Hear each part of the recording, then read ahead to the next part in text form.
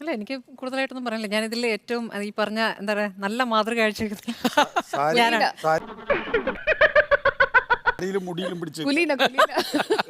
അല്ല, ഈ ബഹളത്തിൽ കുറവ് ഞാനല്ലേ?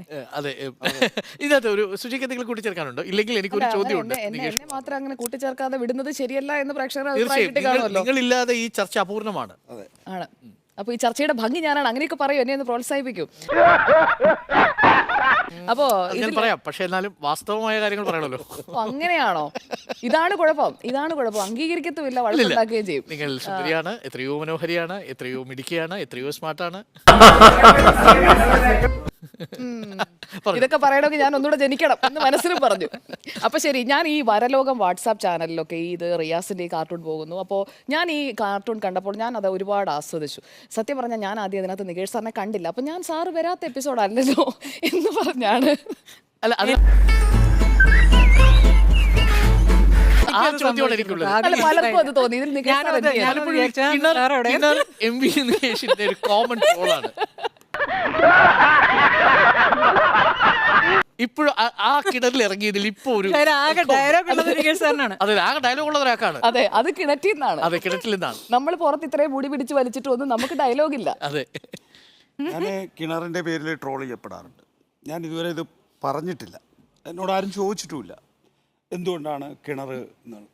നോക്കൂ, 2016 നിയമസഭാ തെരഞ്ഞെടുപ്പ് ഘട്ടത്തിലാണല്ലോ ഈ കിണറ്റിലിറങ്ങിയ സംഭവം ഉണ്ടാകുന്നത്. അന്നോട്ട് ഈ കിണർ എൻ്റെ പേരിനോടൊപ്പം ഉണ്ട്, ട്രോളുണ്ട്. എനിക്കതിൽ വളരെ സന്തോഷം. ആയിക്കോട്ടെ, വളരെ സന്തോഷമേ ഉള്ളൂ. നോക്കൂ, അത് പലരും ചോദിച്ചിട്ടുണ്ട്, പലരും എന്നോട് പറഞ്ഞിട്ടുണ്ട്. 2000 വോട്ടിനാണല്ലോ തോക്കുന്നത്. അപ്പോൾ തോൽക്കുന്നതെന്ന് വെച്ചാൽ ആ ഘട്ടത്തിൽ ഇലക്ഷൻ കമ്മീഷൻ്റെ തോൽവി, പിന്നീട് ഹൈക്കോടതി അത് ആ ഇലക്ഷൻ തന്നെ റദ്ദ് ചെയ്തെടുത്ത് നിൽക്കുകയാണ് ഇപ്പോൾ. അപ്പോൾ ഞാൻ തോറ്റിട്ടില്ല എന്നുള്ള വാദക്കാരനെ എനിക്ക് ഒന്ന് സ്മൃതിയുടെ ചിരിയാരമ്പ് പൊട്ടി, ഓൾറെഡി പൊട്ടി.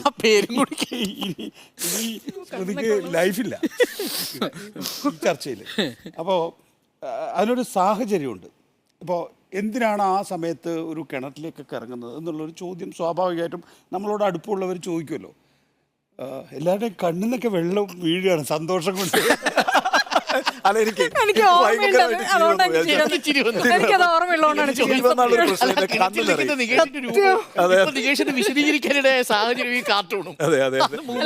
അന്ന് ഞാൻ എന്റെ മനസ്സിലേക്ക് വന്നത് ആ കിണറ്റിന്റെ പറയട്ടെ. ഒരു കിണറില് വെള്ളം ശുദ്ധിയല്ല, വെള്ളത്തില് ഈ എണ്ണ കലർന്നിട്ടുണ്ട് എന്ന് നോക്കിയാൽ നിങ്ങൾ എന്ത് ചെയ്യും? ഒരു കിണറിലേക്ക് ഇങ്ങനെ ബക്കറ്റ് വെച്ച് കോരിയെടുത്ത് നോക്കും അല്ലേ? ഞങ്ങൾ അതിലിറങ്ങി നോക്കും. അത് അത്ര ലളിതമാണ്, അത്ര ലളിതമാണ്. അത് പക്ഷേ അതൊരു പുറം അത് ഉണ്ടെന്ന് സുജിയ കേക്കൂ.